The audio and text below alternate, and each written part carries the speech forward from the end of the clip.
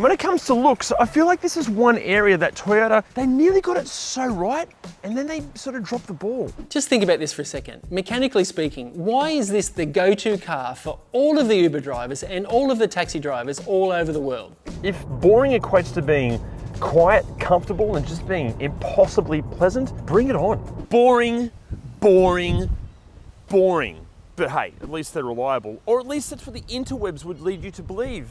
But is there any truth to that? Does this generation of Camry live up to that bland but bulletproof reputation?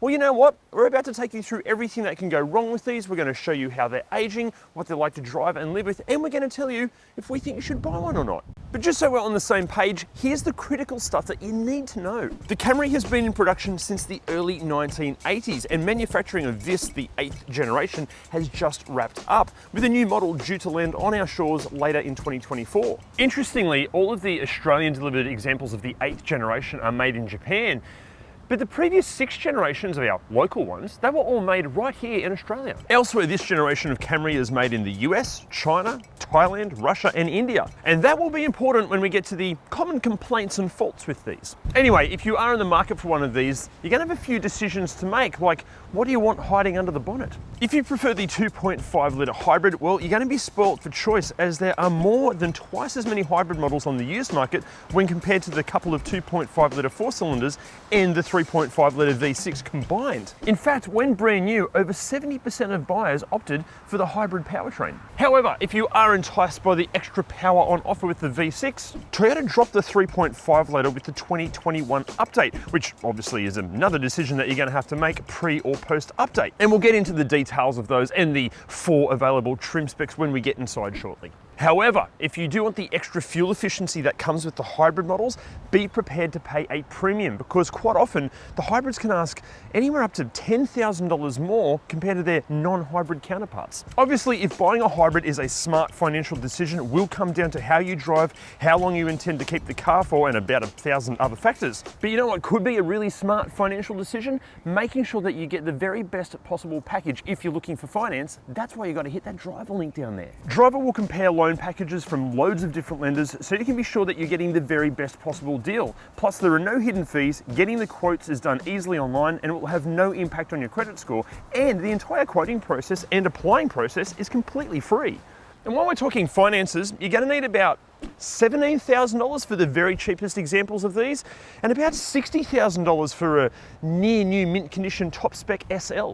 But the thing is, if you're after a car in this sort of category, for this sort of budget, my God, there are some tempting options out there. If you're happy to stick with front-wheel drive options, the Mazda 6, Ford Mondeo, Skoda Superb, Holden Commodore, Hyundai Sonata, Honda Accord, even the Camry and a classy suit Lexus ES are all viable options. Opt for the confidence that comes with all-wheel drive, and then you could have the Subaru Liberty, Volkswagen Passat or Arteon, or all-wheel drive versions of the Skoda Superb, Holden Calais and Commodore, all for Camry money. And if rear-wheel drive sounds enticing, and it should, the Kia Stinger, Genesis G70 and a host of various BMWs and Mercedes are all available. And the reason many of those cars are tempting is because of the image that they project, and this comes obviously down to how they look. And when it comes to looks, I feel like this is one area that Toyota, they nearly got it so right, and then they sort of dropped the ball. Look, don't get me wrong, for me, this generation of Camry is quite a handsome looking car, and it's definitely less white goods on wheels than some of the previous generations. But the issue for me is that I feel like it's underwheeled. The wheels are too small. If Toyota had just dropped the ride height just a little bit and then convinced the engineers to make it ride beautifully on large rims, it could have looked as good as this. Also, for me, I much prefer the front-end treatment of the Ascent Sport and the models up the food chain. The base model Ascent, the front of that thing, it just looks all too busy, and for some reason, it reminds me of like the mouth of a whale. Now, before we get into the common complaints and issues with these things, it does seem like out of the 6 factories that make this generation Camry, the Japanese-made models are substantially better than the other 5. For example, on the North American-made models with the sunroof, there are plenty of reports that if you drive up a driveway with a bit of an angle to it, the sunroof can make a clunk sound. It's not a major problem, and it's super easy to fix, but we couldn't find any complaints or examples of that on our Japanese-made locally delivered models. Also, while we're on the subject of gaping holes in your roof, if the Camry you're looking at has a panoramic sunroof, please make sure you look after that thing fastidiously, because if anything goes wrong with it and it's out of warranty, repairing it could cost a bloody fortune. Also predominantly on North American made models, the seal around the window, both on the driver and passenger door, it can dislodge itself. However, again, we couldn't find any reports of this happening on the Japanese-made Australian models. Then when it comes to the headlights, they are quite powerful and very direct, but a few owners complain that they don't offer a lot of scatter, and that can be a real challenge to see a kangaroo or a tourist come running out on the road. Also on the subject of the owners, a massive thank you to all of the owners groups and forums that helped us research this video, especially Aussie Camry Group 2018 to current on Facebook. You guys are absolute legends. Thank you so much. Now, aside from the issues I've just mentioned, if the Camry you're looking at has loads of kilometers on it, just be careful, because it may have been used as like an Uber or a rideshare, or maybe even as a taxi of some sort. If that's the case, thoroughly look over the exterior for any signs of accident damage. The issue here is that we have read quite a few concerning reports that a few owners of rideshare Camrys like to cut corners when it comes to fixing accident damage. Rather than putting the accident through their insurance and maybe losing their no claim bonus, they'd rather spend as little cash as possible fixing up whatever damage they've caused. Actually, you know what? It's just critical to find out as much as you possibly can about the vehicle's history. Please make sure that you get a thorough pre-purchase inspection carried out, and make sure you get yourself a vehicle history check at ReDriven.com, or the link down there. This will tell you if the car has ever been written off, if there's any money owing on it, or even if it's stolen. As far as common complaints in the interior goes, no surprise being a Toyota, it's the, look, often I call them shit, but I'm going to be polite this week and just call them underwhelming infotainment systems. There are hardly any reports of things like Bluetooth or your phone connectivity dropping out at all, but the pre-2021 models, their infotainment systems, the actual native interface, it feels 2 or 3 generations old. It can be a bit slow and clunky, and the reversing camera on the lower spec models, apparently that's actually a potato. According to those in the know, the post-2021 infotainment systems, they are substantially better. Also, if you're an audiophile of any sort, you might want to update the speakers in the lower spec models as well. According to many owners, they're pretty underwhelming. Also, while plenty of owners complimented the overall design of the interior and claimed it's extremely comfortable and easy to live with, and I completely agree, they also mentioned that unfortunately it's not the most resilient of interiors. Apparently things can be damaged quite easily. For example, this little storage cubbyhole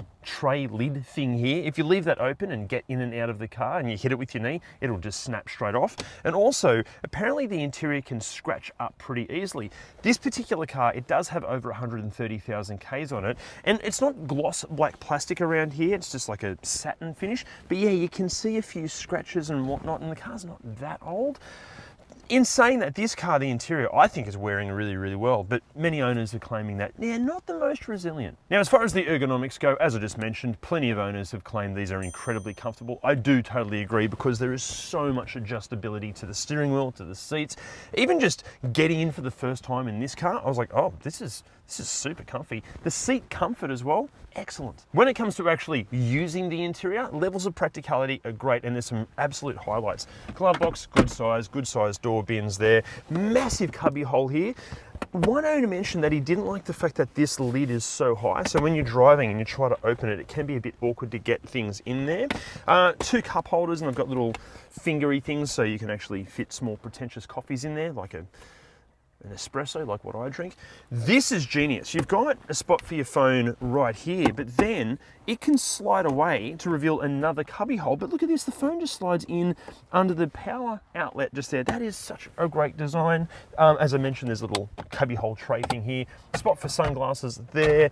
There's no net down there, nothing under the seats. But for a family car, it works. Now, obviously, as you climb up the food chain, the levels in the interior will increase. Plus, with the 2021 update, Toyota redesigned the dash slightly to make it a little bit more ergonomic, and they enhanced all of the materials used as well. Now, in terms of what each trim spec actually gets, the base model Ascent, it gets manual air conditioning, power, pretty much everything, and all of this and more. Just on the Apple CarPlay and Android Auto, some of the early models, it might seem like they don't come with Apple CarPlay and Android Auto, but it can be retrofitted from Toyota. And you're going to want to do that because it's a damn sight more enjoyable to use than the shit native system. Move up to an Ascent Sport like this, and it adds dual zone climate control, a larger screen, and sat-nav, but the sat-nav is terrible, plus all of this and more. I should mention, post the 2021 update, the screen in the Ascent Sport grows to 9 inches and the sat-nav improves. In saying that though, Google Maps and Waze is still far better. Even Apple Maps is better, and that's saying something. Then delve into the higher spec SX, and it adds the leather accented seats and wireless phone charging, while the SL features the full supporting cast of equipment and features. Plus, post the update, the SL also includes 360-degree cameras, a powered boot lid, and an excellent JBL sound system. Now, welcome to a section of the car that, thanks to Ubers and taxis, most of us have already experienced, the back seat. But just in case you haven't, I'm exactly 1 centimetre taller than iconic Hollywood film director James Camry. This is in my driving position, and it is fantastic back here. Loads of legroom, good amount of footroom. Transmission tunnel isn't too big, so sitting in the middle isn't too much of a nightmare. Seats are really comfortable and they're positioned really nicely. Okay, like the front, there are some hard, scratchy plastics here and there, but not the end of the world.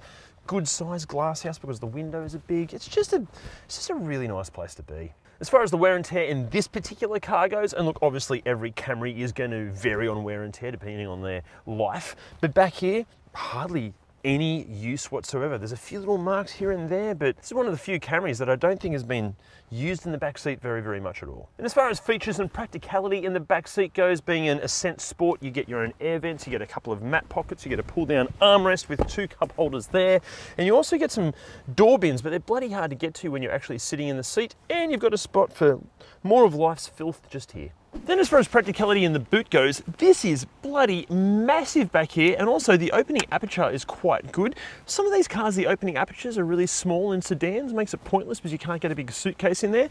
Plus, the seats fold down, not flat, there's a bit of a lip there, but how good would it have been if they'd made this in a wagon form? Missed out, Toyota. Now, in terms of safety features, look, this is a relatively new car, so it's pretty good for safety, but to take you through the safety features, rather than cutting to another voiceover, how about we cut to one of the most frustrating videos that you're ever going to see with a snazzy graphic over the top.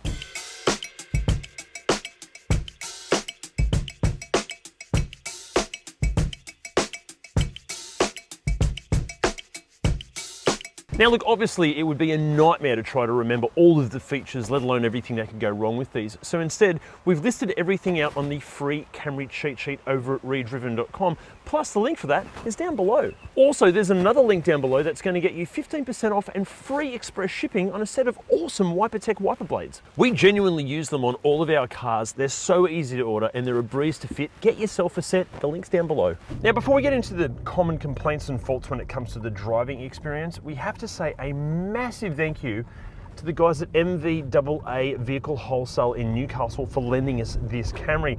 Interestingly, this actual Camry is for sale, so if you're in the market, hit the link below.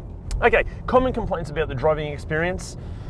Yeah, hardly any really. A few owners mentioned that in really extreme conditions, like if you're aggressively trying to overtake or accelerate, the electric steering can be a bit overly aggressive trying to quell any of the torque steer. This is incredibly rare, and let's be honest, how many Camrys aggressively overtake anyway? Also, if you're used to driving any previous generations of Camry, or especially SUVs, the front overhang in this generation can be a bit long and it can easily scrub on steep driveways. Besides that, the big complaint is that the Camry is often accused of just being incredibly boring to drive. But you know what? If boring equates to being quiet, comfortable, and just being impossibly pleasant, bring it on. The Camry has zero aspirations to be some sort of sporty performance car, and I don't necessarily think that's a bad thing. However, in saying that, the V6 examples of these, they are deceptively quick. They're not going to tick many of the, performance sports car dynamic boxes at all, but they are fast enough to certainly embarrass P-platers just in case you happen to come across a traffic light Grand Prix.